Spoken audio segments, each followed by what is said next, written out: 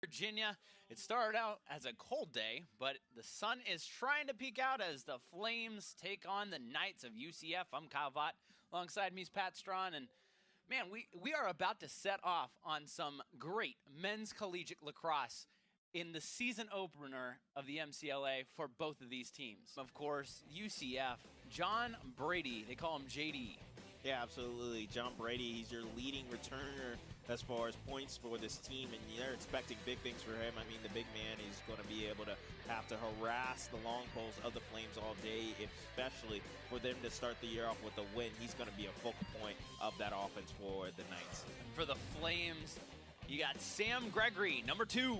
Yeah, absolutely. Sam Gregory had a phenomenal year last year, finalist for the SCLC Offensive Player of the Year, and he showed why, doing excellent work. Got All-American candidacy, was off here in Lynchburg, as really this is one of those sports that right off the goals, I think that psychologically that's going to affect the timing and the play. You see another move inside, a low shot, and that's a goal. Impressive. Right off the dash now, working outside, moving into the attack box. He really has been somebody who's been great. There's another shot over Timothy Durst, but Shillow's able to control it. Now McKeever comes up. Here's right in front of the net, and that's going to be a goal for UCF. Number 21, we talked 8:03. Look at this replay. He comes up and he kind of ducks behind everybody. A great pickup here from number 20. You see him get it, 42, excuse me. He gets it over to Brady. Brady just goes high and over. Had a little bit of a slow start defensively, but they're starting to find their groove, not allowing the shots to come easy for the Flames. And then offensively, they were getting it. And then as I talk, Derek Esch. And found their defensive. Watch this time and space that he creates from this move right here. He takes a step, moves, and then he has all of that room. He's able to get that arm around. That's just an important situation here. If they're able to score here, they'll still get the man advantage penalty. And boy, getting crushed. And there's another penalty. Yeah, comes in and just absolutely rails Chase Wright. I mean, no mercy. Second quarter, Flames lead 3-1. Move by Gregory, trying to create some space, gets that over to Pinnell. He takes an overhand shot, low and in. Goal number. Great job from Gregory at the top of the box. Finds Pinnell. Pinnell has a fake shot and then nice bouncing shot. They were rushing in. They wanted that one. Good pass. Here's a shot. And that went just wide, but they stayed in. We've got a diving shot. It's waved out. This is a wild sequence here. All right, that goes just wide. Yeah, that's off the post. Britton gets back, does that diving shot rule that we talked about. He gets knocked in, and then Pinnell, he picks it up. That's Harriman's third save. You know, he hasn't been tested too many times, but when he has been able to make plays happen. And look at this replay, because I lost sight of the ball, and I think so did Cacciatore. You see him come in, looks like his offhand, and it bounces off Cacciatore's ankle. Boy, great play drawn up. Caleb Britton, Joe, just a little too high on the shot. Cameron here. I mean, this is one of those where you're moving, and as you know, somebody who's played lacrosse, to make that shot, getting around the defender, and then that's the second here. You see Britton, he was reeling for that shot to be an overhead. And I don't know how Gregory just scooped that up and got through. And that's a shot by Pinnell, and that's number 4.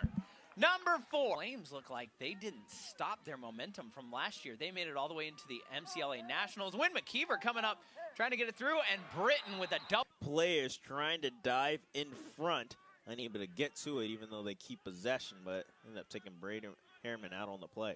JD Brady, as we were just talking about it, he's our impact. The body and the power. He comes up and then over and then goes low on Harriman. I mean, that's a very impressive move. You know, when you need a goal to have somebody like half the rest of the season, I mean, they're only going to develop even more because you get Carter Elliott back. It's going to, you know, look even better as they get going. That goes behind Gregory's at the X, really trying to create anything. He gets around, takes an overhead shot, and for the last few years, you see it go down to the X. And he makes this little move right here. That little pump gave him that a little bit more time and space, and then to get up high and then keep it up high. Normally when the player goes up high like that, they like to bring it down low. Maybe hit a bounce shot, throw it around the ankles. You know. So for the Knights, doing everything they can to force the turnover, but ain't able to. And now here come the Flames. And Ash, as you see for the Knights, and take another look at it. We're just waiting patiently. Ash, wide open lane. yeah, No he one's had even all there. the time and space. I thought it was first time I've seen him come all the way back out. He usually is strong around the crease as he gets and works his way all the way back around the crease and gets that right over Harriman. Boy, And Brady. back of his stick almost, and spins around, and good defense by Tim O'Brien, and he just gets harassed by Play. see the replay. Mickle just doesn't give up. He says, look, if you're going to take the ball away from us, I'm going to keep moving. And then Ash making a man miss. He's got a little bit of time and space. That's covered up quickly. Takes a shot off the bar, and this time it's going in. Seconds. 10 seconds left in the shot clock. And a big hit by O'Connor. And there's another flag. So we're going to see. Put a couple on the board. We'll see here. And it might be, as we look at the replay, it might be the 5 steps. And did he apply to One guy out right the now. first one right there? It looked like the stick just clipped the leg. And now the Flames are going to take a timeout. You see Lucas come in. And you see the movement. White already attacking that one. A great save by Harriman. And you see Keene now coming in there. And UCF just barely got that ball back. And here's a shot. What a save by Harriman.